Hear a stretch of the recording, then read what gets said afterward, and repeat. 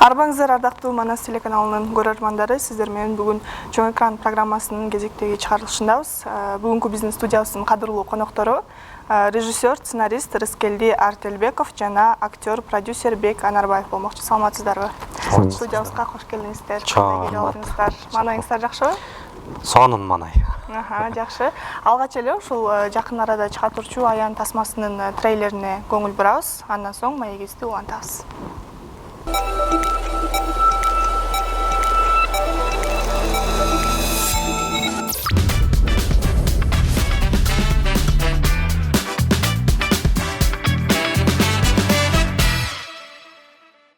Ортобузда сүйүү барбы же жокпу өзүм деле билбей калдым. Эми сүйүү деген сөз менен ченелбейт да. Өзүмдө эч кимге кереги жоктой сезем. Биз үчүн болбосо дагы өзүң үчүн жашачы. Же баардыгы чындыкты жашырганымдан болуп атабы? Балама тийме деп атам. Сага чейинки врач кыздын эмне болгонун билесиңби? Өзү муунту өлтүрүп, асып туруп, өзү 9 этаждан секирип кетти. Жанда саяштагы үлгү болчу жолдош. Рахмат. Мен онтолардан аздап коркам. Kaç! Kaç! Senin yaşam korkunçta. Kaç balım.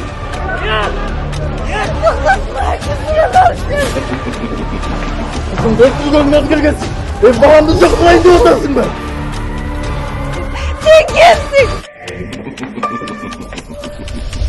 Мен элестеткен дүйнө мен элестеткендей болбой калышынан корком.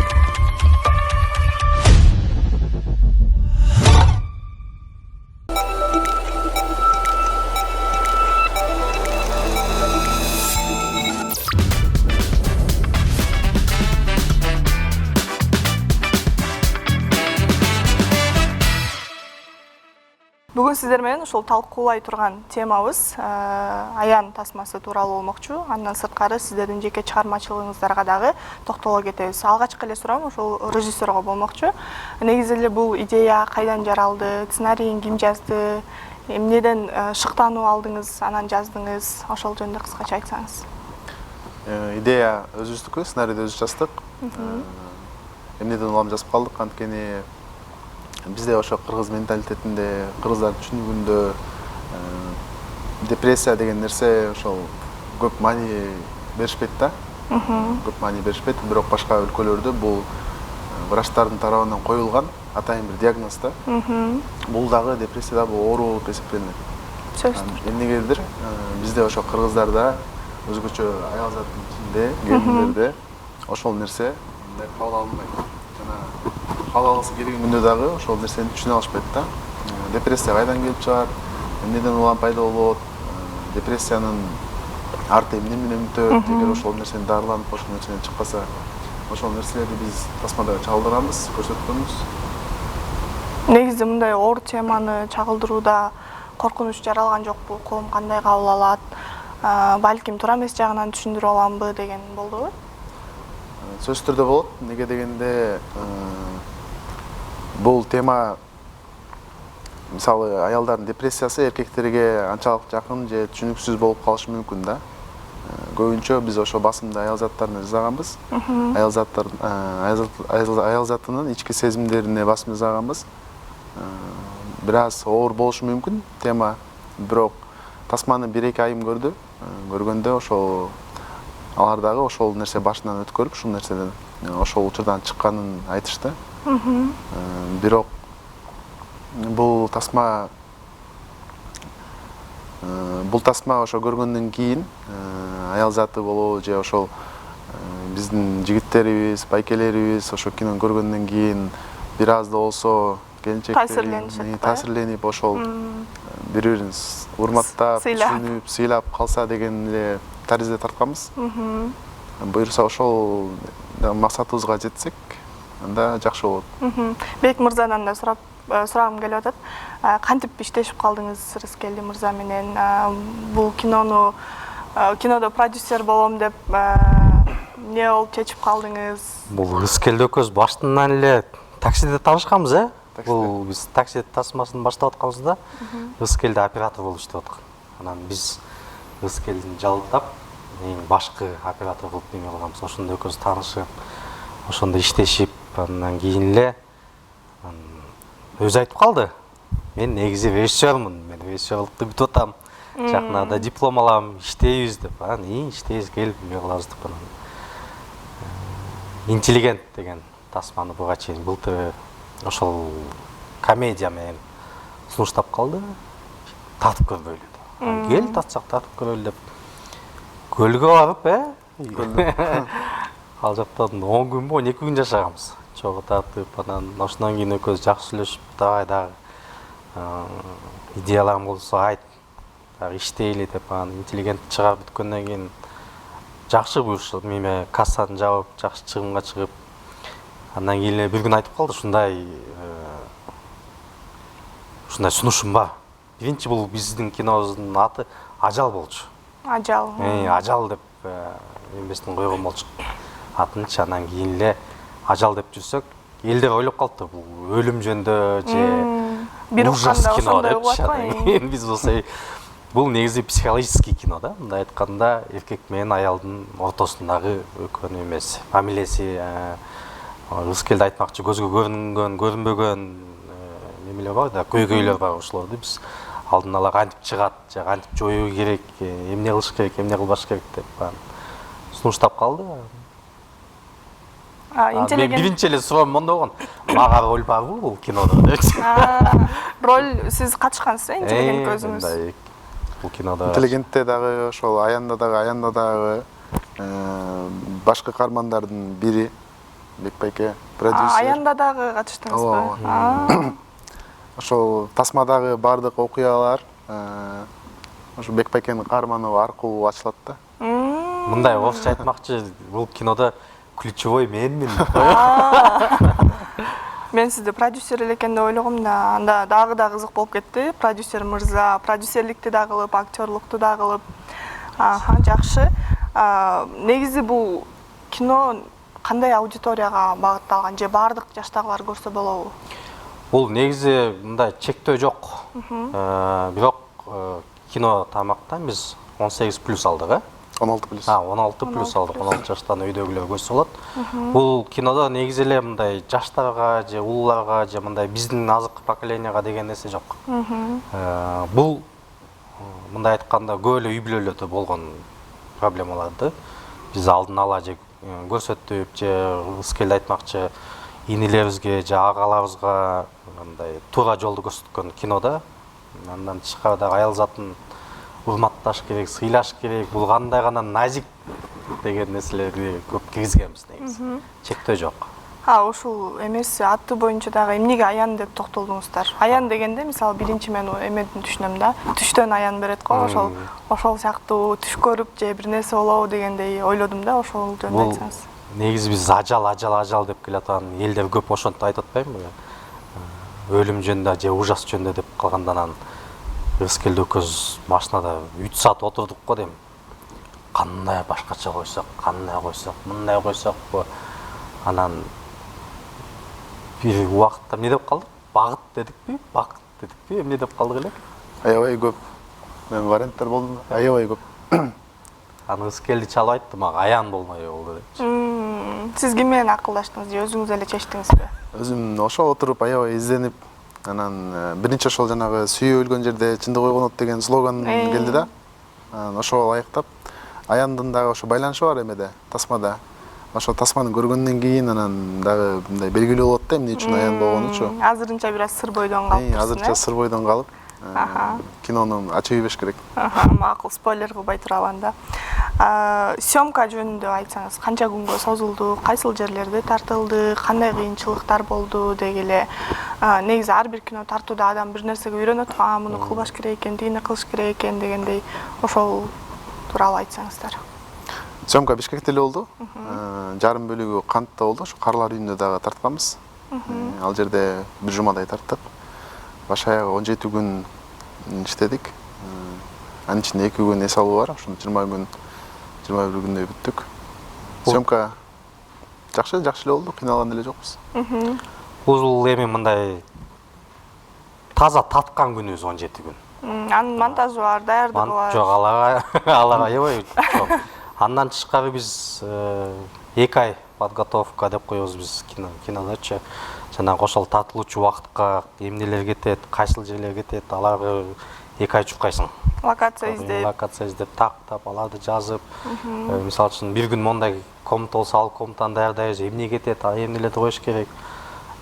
Сценарийге деле Рыскелди эң аз дегенде жарым жыл кетирдиң окшойт, Жарым жыл. Жарым жыл подготовкасы 2 ай, тартылышыбыз ал жак бул жак менен 1 ай, монтаж 1 ай, звук 1 ай, краска 1 ай, андан кийин кино чыгышына 2 ай даярданасың. Демек, продюсер үчүн дагы бул нерселер аябай мындай маанилүү экен. Продюсерлер көбүнчө акча жагын айтып калат. Бир гана акча жагын эмес да, бул мисалы үчүн мен продюсерлик жактым өтө ойлойм да, бул акча салганыңдан кийин өзүңдүн мындай кичинекей бөбөгүң да. Кичинекей бөбөгүңө кошулуп, ошону чоңойтуп болсоң, мааниси деле жок го деп ойлойм да. Ошон үчүн башынан аягына катышып, көрүп, мындай айтканда Продюсер сыяктуу эле болуш керек да.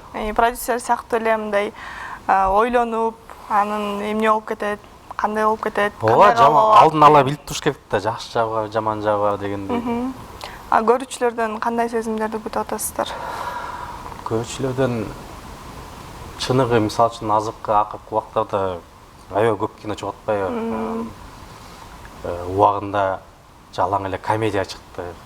Кыргыз элде комедиядан башка эчтеке жок бу деп. Комедия бул элибиз негизи түшүнбөйт, эң кыйын комедия. Ооба. Бул элди күлдүрүш кыйын. Эң оңой ил атыш.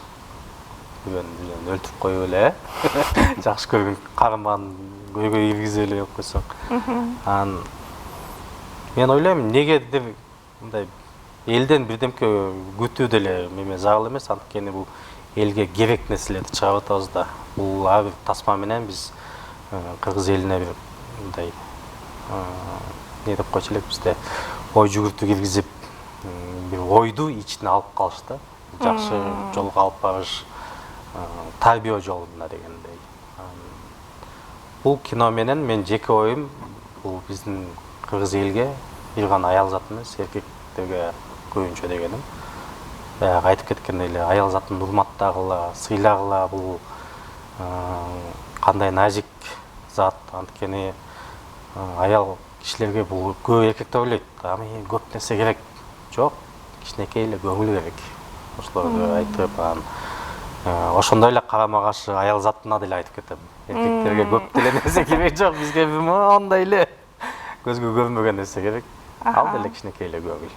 Ушуну көп киргизгенбиз да киногачы. Кинонун темасы мага аябай жакты. Негизи мындай темалар көп коомдо көтөрүлбөгөндүктөн, мындай мен үчүн да аябай кызык болду азыр. Рыскелди мырзага суроо бергим келип атат. Бул негизи канчанчы тасмаңыз жана башка тасмаларыңыздардан эң айырмаланган нерсеси эмне? Биздин студиянын бул экинчи тасмасы. Өзүбүздүн биринчи ошо интеллигент болгон. Ал жакта да биз өзүбүз жазганбыз, автор биз. Бул экинчи тасмабыз. Бул жерде дебюттук тасмам, мен режиссер болуп. Дебюттук тасмам. Дебюттук тасмам. Биринчи алгачкы тасмам. Өзгөчөлүгүндө айырмасы биринчиси жанр комедия, экинчиси психологический драма. Негизи экөөнүн айырмасы деле жок. Бир гана ошол эмеден акыбал, состояние, орусча айтканда состоянияга эле влиять этпесе, айырмасы комедияда күлүп жайнап тартасың, драмада бир аз кайгырып. Азыр дебюттук тасмаңыз болуп, кичине толкунданып аткан учуруңуз экен анда, өзүм режиссер болдум деп. Өзүң автор болгондон кийин ошол өзүңдүн бул Бекбек айткандай бөбөгүңдү отпойбу? Автор үчүн бул автордун чыгармасы балаңдай да. Мисалы, жаратасың, аны чоңойтосуң, өстүрөсүң, анан ошол нерсени эл каалаган, кандай каалап алат, кандай пикирлер келет сага. Ошол нерсе аябай толкундатат, аябай коркутат да. Неге дегенде, мисалы, мен жалгызмын, мен ой жүгүртүм менде эле бар, бирок ошол нерсени жалпы элге, коомго тартылып аткандан кийин, мисалы, 1000 адам көрсө, 1000 адамдын ою ар башка да. Балким мен жалгыз, мен көрүп аткан, мен сезип аткан нерселер аларга түшүнүксүз болуп калат. Балким алар мен кабыл алган нерсени алар кабыл ала албайт. Балким мен реальносттан такыр эле башка жакка кетип калдым деген нерселер аябай коркутат да. Бирок ойлойм, жакшы эле болот деп. жана каалайбыз ошо жакшы эле болсун. Актерлор менен иштешүү кандай болду негизи? Мындай жанрга актерлорду кандай талаптар менен алдыңыздар? Бизде ошо негизинде 4 каарман бар. Башкы каарман ошол жерде Бекбайке, Беканарбаев, биздин продюсер, Мегай Масанакунова, Атай Өмүрбеков, Кайрыл Бешенова деген ошол 4 каармандын айланасындагы окуялар да. Бегай Масанакунова ошо биздин каарманыбыздын башкы ролу. Ал өзүнүн аябай алда бул жакта өткөн болуш керек Манаста. Аябай күчтүү актриса, келечеги чоң. Ошол алар актерлор менен иштегенде, алар менен бир нерсени жасаганда эч кандай кыйынчылык болгон жок. Анткени баары сценарийди окушат, ал нерсеге даярданышат, өзүнүн каарманын изилдешет. Съемка учурунда деле ошол баардык жакшы, оңой эле болду да. Кыйналган жокпуз. Жакшы. Негизи ошо Кыйналдык, мен айтып кетейин. Ачыгын эле айтайын, мен кыйналдым. Эми кыйналдым деген себеби эмнегедир 19 дубль тарттык. 19 дубль тарттык. Катып ооруп калдым ал учурда. Катып ооруп. Анан кичине спойлер айтып кетейин, ошол тартып аткан учурубузда мен жанына калып келген каарманым болот да. Анан өзүм мындай айтканда температура болуп, жаман катып ооруп атам, анан үстүмө муздак суу куюшуп булат. Анан ал дубльже окшошпой калат, кайра тартабыз. Үстүмө кайра муздак суу куюп. ооруп атканда муздак суу менен такыр жатып калган жоксузбу? Жок, мен муздак суу деле эмес, мындай үстүмө жамгырда калган киши меме каарман болуп. Негизи кинолордо жамгырлар аябай муздак суу менен. Биз мемеде татканбыз, бөлмөнүн ичинде болчу. Мен мындай жамгырга калып, үйдүн ичине кирген убактым болчу ушундай. Күн суук болчу, Суук болчу. Күн сууп ушундай. Кайсы айларда тарттыңыздар? Майдын башында болчу. Майдын башында кичине суук болуп, жаап, анан мындай айтканда кыйынчылык деле болгон жок. Эң мындай кичине бизде оорулашкан бул каалар үй болду, Анткени шаардан ал жака барыш да алыс болду, 1 саат, 1,5 саат болду. Анан ал жерге баргандан кийин биз эми мисалы үчүн көнүп калганбыз деп коем да. Мындай көчөдө көбүнчө отуруп аттык да, командабыз көчөдө даярданып, көчөдө эме кылып. Бир учурлар канча күн тарттык ал жакта? 7 күн тарттык. 7 күндүн 3 күнү мисалы үчүн аябай күн ысса, 4 күн жамгыр токтобой жаап турду. Биз эшикте ошондо даярданып, бирок негизги эле киночтуктар ар бир погодага адаптайбыз дегендей. Ысык сууна чыдап жүргөнбүз, Ооба. Бизде ошол таң калыштуу нерсе болду аябай. Бизде сценарийде жамгыр керек болгон сахналар болсо, Жамгыр жок болду. жамгыр жок. Тескерисинче ошол нерсе жаратылыштагы бизге жакшы эме берди да. Мисалы тартып атабыз, анан сыртка чыгып ошол жамгыр баары керек болгон сахнасын тартабыл дегенде жамгыр жаап калды. Жамгыр куюп атты да. Күн тиш керек болгон сахналарда жамгыр жаап эле күн тийип калат. Тескерисинче көбүнчө кинолордо мындай го, бүгүн мисалы күн чыккан кадрды тартып анан эртеси күн мисалы уландысын тартабыз дегенде ал күн болбой калып, анан жылдырып ушундай проблемалар көп болот. Сиздердики жакшы болгон экен. Бизде бүт бар ошол аба ырайы шарт кетти да. Бизге керектүү аба ырайы болду, жамгыр болду, шамал болду. Жакшы экен, жакшы болуп. Бул андай аба ырайы мисалы үчүн ушундай кинонун мемесине жараша болгондугу, бул эң жакшы бул продюсерге жакшы да. Анткени техника албайсың, жанагы жамгыр жайып турган техниканы албайсың, же шамал болчуларды албайсың, жаратылыш өзү бекер берип атат. Ошондуктан сонун болду. Ошо сиз айтып калгандай сыр болбосо бюджет жагы кандай болду? Бюджет жагы жакшы болду, аябай жакшы болду. Мисалы үчүн азыркы учурда бүт нерсе кымбаттабады. Мисалы үчүн былтыр эле ушул эле жеп жүргөн мөмө жемиштерибиз канча эле азыр канча, ошондой эле бул кино тармактарда эле бүт кымбаттады. Анткени ар бир инсандын үй бүлөсү бар, бала чакасы бар, жашаган бөлмөсү бар. Ошондой эле баасы өсүп атат дегендей. Мисалы үчүн учурунда биз кино тартып жүргөндө эң аз кетиргенибиз бул $20,000 болчу. $20,000 баш аягы кино бүтүп элге чыгарчук. Жылдан жылга өсүп келатканда азыр мисалы үчүн чоң тасмаларды калсак деле көп кетип атат. Анан негизи эле биз эмнеге айтпайбыз, анткени канчалык көп бюджет салган сайын тасмабыздын көркү ачылат. Негизи эле бул сосын ел ойлойт болуш керек, мынчага тартып койсо болот, мынча жок, техника кымбат, бизге атайын жана көрүүчүгө көзүнө жакшы көрүнүш үчүн кымбаттаган светтерди коебуз. Ал светтерди биз ижарага алабыз, сатып алыш үчүн алар бир свет эле 200-300 миң доллар болот. Ошондой кымбат немелер бар деп сөздү буруп кетпейби. Макул. Ошондой айтпайсыз да. Макул, анда сыр бойдон калсын. Андан сырткары ошол дагы сиздерден кандай проекттерди күтсөк болот жакында? Бул кинодон кийин азыр дагы бир проекттердин үстүнөн иштеп жатасыздарбы? Мен буга чейин эле Бүйүж Мамырдын оюн тасмасын чыгарганбыз. Айбек Бектемиров, Бектур Уйзбаев үчөөбүз. Ага чейин бул үчөөбүз таксини чыгарганбыз, Алты ышыкка деген кинону чыгарганбыз. Аларды да продюсери болгонсуз, Аны да продюсер болуп үчөөбүз келип, анан жакында эле оюн тасмасын чыгардык. Негизи эле бул оюндун 3 бөлүгү болду. Ошо 3 бөлүгүнө даярдан деп коюшкан, анан тышкары дагы комедия жаратайлы деп ойлогонбуз. Анан Ызкел дөкөзүн дагы негизи эле оюбузда дагы 2-3 проект бар.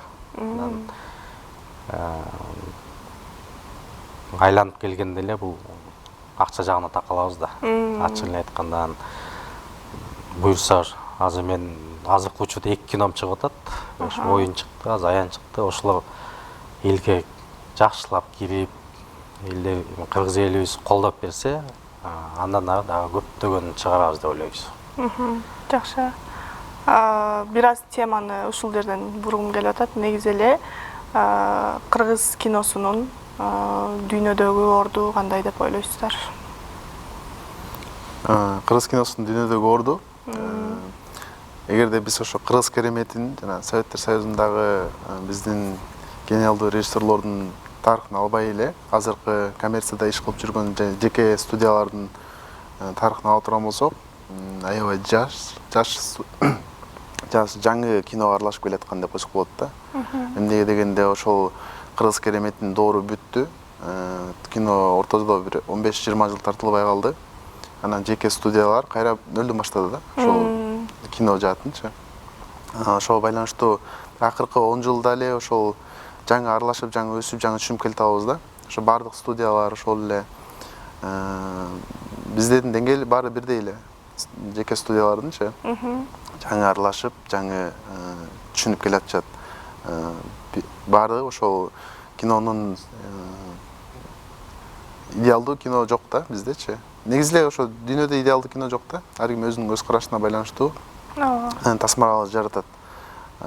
Бизде ошол эң чоң көрүүчүлөрүбүздүн эң чоң жаңылыштыгы ошол биздин тасмаларды Голливудка салыштыруу да. Жок эле дегенде алар бизден бир кылым алды да. Ошол эле кино эмес, башка жактан делечи. Бизде ошол түшүнүп коюшсо туура болот негизи. Биздин жаратмандарды, авторлорду, анткени алар биз ошолорду керек болсо биз авторлор, ошол режиссерлор, продюсерлер ошол Голливудду карап, алардан үйрөнүп, алардан сабак алып дегендейчи.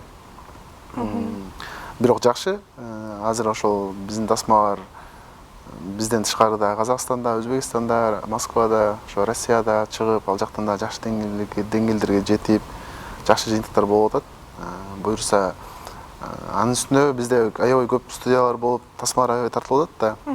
Бири-биринен мындай улам жакшы тартам деп ошо атанаштык болгон сайын ошол кинонун сапаты, сценарийдин сапаты ошол жогорулап атат да, уламдан уламчы. Бул дагы абдан жакшы көрсөткүч. Неге дегенде ошол качан адам атанаштык болмоюнча өспөйт да. Качан атанаштык болгон сайын ошо өсүп, ушинтип жакшы сапаты жогорулап, жакшы деңгээлдерге, жакшы көрсөтүштөргө жетет да.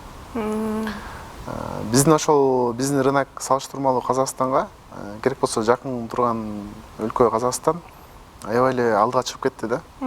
Анткени аякта аябай атанаштык көп, алар аябай сапатка басым жасашат. Ошон үчүн анын үстүнө бизде орто эсеп менен бизде 60 миң долларга тасма тартылса, аларда орто эсеп менен 150 миң долларга тасма тартылат экен да, орто эсеп мененчи.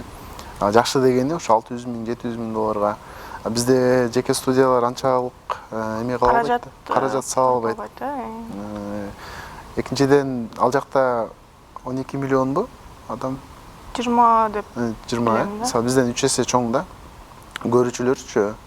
Бизде айтып коюшат, ошо биздин активный көрүүчүлөрүбүз дайыма киного барган адамдар 300-400 миң адамдын саны түзөт депчи.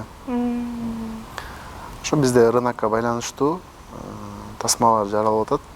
Биздин канчалык эл киного каттаса, канчалык көрүүчүлөр көбөйсө, канчалык көп кино тартырса, ошо кинонун сапаты дагы, кинонун жакшы кинолор дагы улам жарала берет да. Ой, сон эле өсүп атат. Бек мырзанын да оюну калай. Кыргыз тасмалары аябай сон өсүп атат. Мисалы үчүн 5 жыл мурун эле кандай тасма татылчу? Бул Кыргызстан ичинде эле көрсөтүлчү да. Азыр мындай айтканда эми бейшенен таманда элестет, канча мамлекетте көрсөтүлдү. 10дон ашык мамлекетте көрсөтүлдү окшойт. Азыр экинчиси да кандай жагатып атат.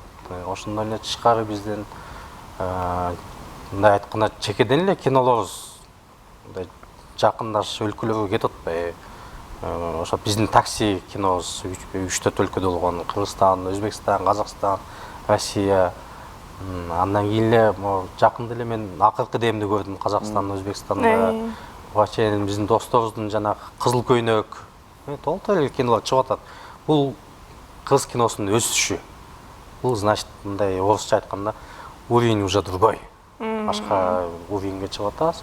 Мурдакы эле жанагы жалаң кичинекей Кыргызстаныбызда болбосо, ал уже чоң мамлекетте чыгып, бул бир эле белги, кыргыз тасмасы жакшы өсүп атат, сон өсүп атат, жакшы деңгээлде кетип атабыз. Башкаларга караганда. Ошо менин оюмча да ушундай. Рыскелди мырза айтып кеткендей, ошол атаандаштык канчалык көп болгон сайын менин кином, мисалы ошол өзүңүз айта кеткендей, комедия жанры көп бир жылдар тартылган. Андан кийин психология жакка, зордук зомбулук жакка көбүрөөк маани берилип, мындай коомдун кандайдыр бир орусча айтканда проблемасын, көйгөйүн көтөрүп, ошол чыгаруу дагы бул чоң жетишкендик деп ойлойм. Дагы бир суроом, бул жерде фестивалга ылайык тасмаларды тартайын деген оюңуз барбы? Биздин аян ошол башында эле биздин багытты ошол жака койгонбуз. Эки тарапка тең ылайыктуу болсун депчи, фестивалга дагы, анан коммерцияга дагы. Негизи эле ошол азыр деле ошол эмедебиз. 100% коммерция эмес, 100% авторский фильм этсе, биз ортодобуз да азырчы. Ооба, фестивалдарга жиберебиз. Биздин тасма фестивалдарга ылайык, коммерцияга да ылайык. Бирок канчалык деңгээлде экенин аны ошо кино прокатка чыккандан кийин көрөбүз. Кино прокатка чыккандан кийин фестивалдарга жиберебиз тасманы, башка өлкөлөргө буюрса. Анан үстүнө авторский фестивалдык тасмаларды тартуу үчүн коммерциялык багыттагы продюсерлер менен иштеш анчалык деле жакшы нерсе алып келбейт да. Анткени бул фестивальный фильмдер кыргыз фильмдин атынан, үлкөн мамлекеттин акчасынын артынан тартылыш керек да. Анткени сен фильмиңди жактай турган ошол мамлекет болуш керек. Сен ошол идеяңды колой турган каражат бөлүп бериш керек да. Коммерциялык багыттагы продюсерлер менен иштей турган болсоң, коммерция бул коммерция. Бул акча түшүш керек, акча алып келиш керек. Ошо экөөнүн эки багыты эки башка да. Жана экөөнүн эки максаты эки башка. Биз бирок ушул аян тасмасында аябай чоң эксперимент кылып идик. Аябай коркуп аткан учурубуз. Ошо ортодобуз да биз азыр. Жакшы. Негизи ушул маектин үстүнөн тасмалар жөнүндө угуп атып сиздердин мындай жеке чыгармачылыгыңыздар, билимиңиздер мен үчүн аябай кызык болуп кетти. Деги эле киного болгон кызыгууңуздар качан башталган, кайсыл жактан билим алгансыздар, ошол жөнүндө айта кетсеңиздер. Бек мырза, сизден баштайлы. Мен негизи эле 11 классты бүтүп эле Кытайга кеткем. Кытай тилин окуп, ал жактын архитектураны окуп, архитектор болуп келгем. Демек эсибиңиз башка болчу башында. Эсибим негизи эле башка. Андан 6 жыл мурун бул неме 50-квартал Шевне деген сериал тартышып аткан. Ошол учурда алар менен таанышып калып, алар мени сунуштап татылып көрбөйсүңбү, кызыгынбабы, макул кызыгынбабы деп ошондон кийин эле ошол жылы мен эстеп көрсөм 1 жылда 10 тасма татылыптын. 1 жылда 10 тасма. Бул анын арасында мен эсимде болсо 2 кино же 3 кино эле, калганы сериал болду. Андан кийин өзүм кызыгып көрдүм, эмнеге сол жакка неге мен өзүм татып көрбөйм дегенде, ошол жылы биз Айбек Бектемиров экөөбүз таанышып, биринчи кинобузду татып көргөнбүз, Алтышка деп. Андан кийин ушундай жүрөккө жакын болду, жүрөккө жылы болду, анан токтобостон кеттим ошондон кийин. Жылыга өзүм да татылып кетем же кино чыгарам деп ушундай себеп менен. Жакшы, кызыктуу экен сиздики да архитектурадан киного келген. Сонун, Рыскелди мырза. Меники ошо эң биринчи негизи ошо башында мен түшүнүп киргенче кинолорду аябай көп көрүп жүрмүн да. Мектеп учурунда, Мектеп учурунда бала кезде кинолорду көп көрүп жүрмүн. Анан ошо эң биринчи мен ошол кино багытында иштейм, режиссер болом дегенде Аватар тасмасы биринчи чыкты эле го. Ошондо мен Супер инфодон окуп атып, ошол жерде эң дүйнө жүзүндөгү эң миллиард доллардан ашкан фильм, кассасы миллиард доллардан ашкан тасма Аватар болду деп ошону окугам да. Ошо эсимде да, ошол мен алып келип папама, апа ушундай тасма ушунча акча каражат таптыр, мен да режиссер болом деп, ошондо биринчи түшүнүк кирген да, мен ошол кино жагында иштейм депчи. Анан ошондон кийин эле жүрүп эле окунуп бүтүп, Бүбүсара Бешеналиев атындагы искусство жана маданият университетинде тапшырдым. Режиссер жана телерадио факультетине. Ал жакта бүттүм. Ал жакта бүткөндөн кийин дагы ошо кыргыз кинолорунда 60тан ашык, 70ке чукул тасмада иштедим. Оператор болду. Жок, оператордун жардамчысы болдум, оператор болдум. Деги ошо 60тай кинодо иштеп жүрдүм да. Демек, тажрыйбаңыз аябай эле жакшы экен. Тажрыйба жакшы. Анан ошондон кийин болду, эми өзүбүздүн окунуп бүттүк, өзүбүздүн студиясын ачалык, тасмалар жараталык деп. Ошондон кийин эле биринчи эле Бекбайкеге бардым, түндө 12-де. Ушундай сценарий жазганбыз, иштейли деп. Ошондон кийин эле иштеп калдык, өзүбүздүн студиябыз болуп, өз тасмалар жаратып. Кайсы студия? Багыт Продакшн. Багыт Продакшн. Жакшы. Негизи эле сизди актер катары дагы билебиз. Ошол өзүңүз режиссер катары сынагыңыз келеби өзүңүздү? Режиссер катары өзүмдүбү? Андай деле ойлогом бар негизи.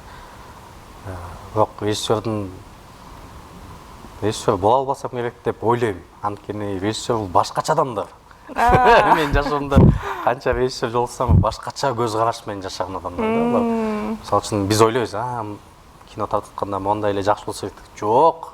Булар ошол варианттын бир 7-8 вариантын мындай бир моментте карап турган адамдар да. Ой жүгүртүүлөрү башка, көз караштары башка. Балким эми алдыңкы. Бирок азырынча ой жок, Азырынча ой жок. Азырынча бул продюсерлик жак мага жагып жүргөн жагы да. Жакшы. Рыскелди мырза, эгер Рыскелдиден ала албайм да мен. Режиссерлик жакты. Эгер сиз режиссер болбосоңуз ким болмоксуз? Кайсы кесипти тандайт элеңиз? Баары бир ошол чыгармачылыктын бир жолун тандамакмын. Актер болот белеңиз? Актер ойлорум бар. Ошол 40 жаштан өткөндөн кийин. Жок, актер болот. Эмнеге? 40 жаштан кийин өзүм ошол башынан эле ошондой өмүм бар да. 40 жаштан өткөндөн кийин өзүмдү сынап көрөйүн депчи. Ага чейин. Азыр канча жаштасыз болбосуз? Азыр 27-демин. Ошо мен өзүм киши болуп, кебетен киши болуп калгандан кийин анан тартылып көрөйүн деген оюм бар да. Бирок азыр жок. Жакшы. Мени дагы кызыктырган суроо, негизи бул студияга келгенден көбүнө берем. Көбүнчө ошо режиссер, кино жаатындагы инсандар келет. Ошол сиз кыргыз киносундагы сиздер баалаган, сыйлаган, сиздерди шыктандырган кайсыл режиссерлор бар? Же режиссер? Азыркы учурдагыбы? Жок, негизи эле. Илгерки, азыркы айырмасы жок. Мага ошол Төлөмүш Океевдин өзүнүн чыгармалары жагат. Анан көбү окшоштуруп өшөт, ошол Гетесдичи. Океевке окшошсуң депчи. Такыр башкача да, башка режиссерлордон ошол орысша айтканда подача деп коет го. Ошо көрүүчүлөргө подачасы такыр өзгөчө да. Мындай аябай билинип турат. Авторский почерк деген нерсе бар го. Ооба. Ошо авторский почерк Океевдики аябай күчтүү болгон да. Мен үчүнчү. Ошо же балким башкалар мени ошоштура бериппи. Ошого мен Төлөмөш Океев деп билем. Жакшы. Сиздики Бекмырза? Мен эскилерди тааныбайм. Жаңылардан. Кино тармакка киргеним эле жарым жыл, 5 жыл болгондуктан азыркылардан мен бүт эле сыйлайм. Анткени баары Сизге жаман студия жок мен үчүнчү. абдан жаккан, Имон кинолору жагат деген бир режиссер барбы? Руслан Акун. Руслан Акундун бул ар бир киносу мага мен акыркы жылдары кинолорун көрүп келдим. Ушунчалык жагат. Андан тышкары көп агаларым бар кино тармакта. Инилерибиз келип атат азыркы учурда. Өзүмдүн досторум бар. Бул жагат, бул жакпайт деген мага туура эмес болуп калат. Жок, жакпайт эмес. Мисалы ар бир адамдын өзүндөй аябай жанына жакын болгон бирөө болот го, ошону сурадым. Мен акыркы жылдары эки эле адам менен иштеп келдим. Бул Айбек Бектиев менен Ыскелди Атилбеков. Экөө аябай жагат мага. Сонун негизи көрүүчү катары ушул суроону да бере кетейин. Көрүүчү катары кандай кинону көп көрөсүз жана акыркы көргөн тасмаңыз кайсыл? Режиссеру ким? Кандай таасир калтырды? Дүйнөлүк деле болот. Дүйнөлүктө акыркы ошо мен көргөн тасма бар. Прошлой жизни деген мен айымдын атын унутуп калдым. Дебюттук тасмасы да. Корей режиссеру. Студия А24 деген студиядан чыккан. Ал жерде аябай жөнөкөй тасма. Өзүнүн же балким ошон үчүнбү өзүнүн жашоосун тартыптыр да. Ошол Кореядан кетип, Америкадагы жашоосун, жаңы сүйүүсүн, жаңы үй бүлөсүн курган айым жөнүндөчү. Ошол виза алыш үчүн ошол аргентинецке турмушка чыкканы, ошол нерселерди аябай жакшы чагылдырыптыр да. Ошол мен кыргыз болуп, ошол Корей режиссеру тарткан тасманы аябай жакын кабыл алып алдым да өзүмөчү. Аябай сезимтал тасма да. Бирок ал жерде аябай мындай резкий повороттор, мындай өйдө ылый чыккан сюжеттер жок да. Аябай жеңил жай тасма. Бирок негедир ошол тасма мен үчүн азыр эң биринчи орунда турган тасма деп эсептейм. Аябай мен үчүн жакын болуп кетти да. Абдан таасирленип. Абдан таасирленип, мындай аябай башкача бир сезимдерди калтырып койду да тасма. Бирок ошону канча 3-4 жолу көрдүм, канча көргөн сайын деле биринчи көргөндөгүдөй сезим калтыра берет да. Мен да көрүп коюшум керек экен. Прошлой жизни деген аябай жакшы. Бекмырза, аябай ойлонуп калдыңыз. Мен акыркы көргөн кином бул өзүм кином болду. Оюн киносу. Оюн киносу. Мен анткени башынан аягына чейин катышканда эми кадрдын сыртына жүрөбүз да. Мындай эле карап болуп анан кандай чыгат экен деп көп ойлор болгон эле. Анан аягында биз уже көргөндө көп ойлонуп калат экенсиң. Оюн киносунда азыркы учурда көйгөйлөр чыккан да. Адам алдоо, көп алдамчылык, уруулар, ушундай мындай жаман иш кылгандардын артында эмне турат деген. Ошондо чыныгы эле көргөндө адам ойлонуп калат экен да. Жаман ишке барбай эле коеюн деп. Анан азыркы учурда мен ойлонуп жатканым бул Аян тасмасы. Ушунда көрүш керек болот ата. Көрөбүз элекпиз. Кандай мага көрсөтүлө булар атайын мен көрөм. Жабык көрсөтүүдө биз бардык эл менен чогуу көрөт экенбиз. Жабык көрсөтүлдө көрөйүн деп өзүм кандай ойноп турмун деген ой болот атат. Элге кандай таасир берет экен деп, көрүүчүлөр кандай кабыл алат. Эң башкы суроо. Ошону күтүп ойлонуп жүргөн учурум. Чоң рахмат. Бүгүнкү бизге бөлүнгөн убакыт дагы ушуну менен соңуна келди. Сиздер өзүңөрдүн убактыңыздарды бөлүп келип бергениңиздерге чоң ыраазычылык билдиребиз.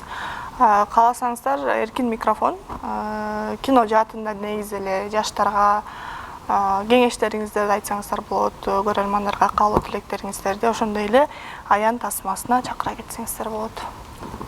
Кыргыз элим деп кирбеймин эле. Негизи эле бул биз кино тармактагы адам кино жаратканда бирөөбүздүн ичибизде бир гана максат болот да. Бул элге ой киргизүү, тарбиялоо деген учурда. Ошондуктан канча мамлекеттерге барганда дагы чын айтканда бул кыргыз элге көп нерсе жетпейт экен. Биз дайыма бири-бирибизди урматтап сыйлап турат экенбиз. Ушунчалык мисалы үчүн канчалаган башыман өттү, өзүм деле 6 жыл Кытайда жүргөм. Көчөдөн бир кыргыз менен жолугуп калсак, биз ушунчалык кыргыз бири-бирибизди көргөндө кучактап, бир туугандай, тааныбайсың, өмүр көргөн эмессиң.